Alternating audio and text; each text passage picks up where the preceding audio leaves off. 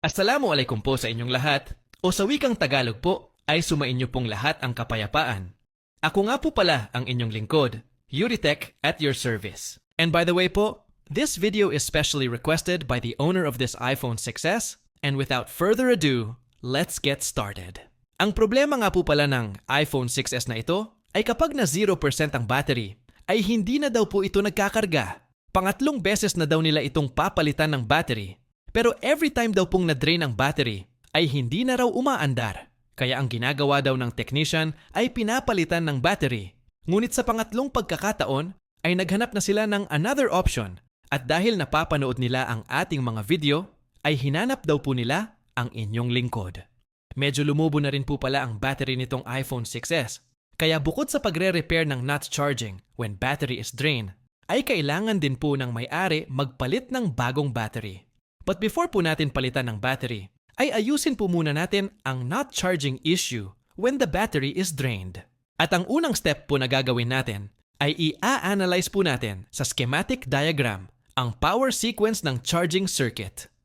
Kailangan po natin maintindihan ang step-by-step na daloy ng kuryente mula sa charger hanggang sa battery terminal para mas accurate po natin mai-apply ang tamang solution. Marami po kasing daraanan ang charging current na nagmumula sa ating charger. And starting from charging port ay dadaloy po ang kuryente sa charging flex. Then lilipat ito sa FPC connector, papuntang charging IC. At from charging IC ay dadaloy naman ito papunta sa isang transistor.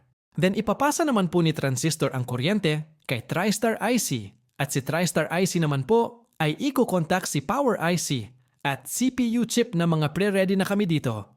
Kaya pwede nyo nang utusan si Charging IC na magpadala na ng boltahe sa battery terminal upang makargahan na si battery. Kaya kung isa lang po sa mga nasabing component ang may problema, ay apektado na po ang buong sistema ng charging circuit. At dahil hindi po natin agad malalaman kung anong specific part ang may problema, ay nararapat lang po na idaan po natin sa tamang proseso upang mapababa po natin ang risk sa ating trabaho. Makalipas po ng masusing pag-a-analyze sa schematic diagram at pag-check and test sa charging circuit gamit ang multimeter, ay napagtanto ko po na ang may pinakamalapit po na may problema ay ang charging IC at ang TriStar IC. So dahil po sa mas malalim na ginawa kong diagnosis, ay nakumpirma ko po na ang tunay na may problema ay ang TriStar IC. At dahil po dyan, ay hindi na po ako nagdalawang isip na palitan po ang TriStar IC.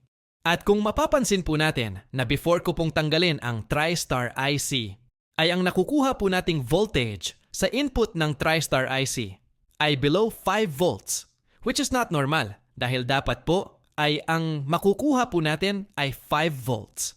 Then after pong matanggal ang TriStar IC, ay nakita naman po natin sa multimeter na may nare-read na po itong 5 volts, which only mean po na nasa TriStar IC nga po ang problema. Kaya naghanap po ako sa aking mga scrapboard ng TriStar IC.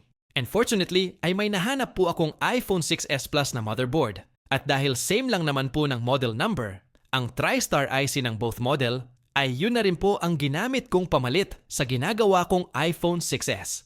May mga client po na tumataas ang kilay at nagdududa sa ginagawa naming mga technician na ang mga piyesang pinapalit po namin sa mga ginagawa naming motherboard ay galing lang po pala sa mga second-hand model or donor board.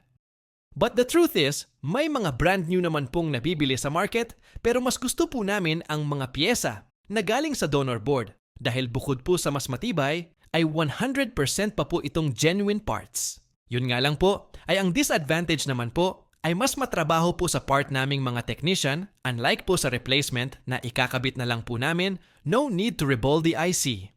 Kaya kung ang pag-uusapan ay pangmadalian sa trabaho, replacement ang panalo. Ngunit kung ang basehan naman po ay quality, genuine part is much better dahil si client ang panalo.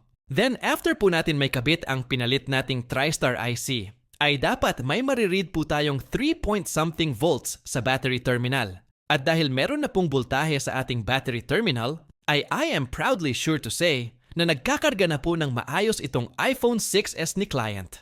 Hindi po biro ang pagkukumpuni sa mga iPhone model dahil masyado pong complicated ang sistema ng hardware at software nito.